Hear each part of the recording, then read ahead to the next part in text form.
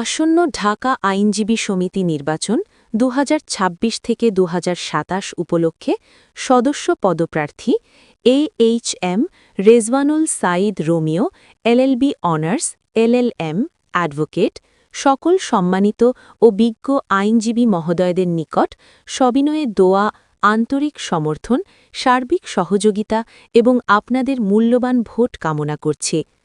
আপনাদের ভালোবাসা ও সমর্থনই আমার এগিয়ে যাওয়ার প্রেরণা।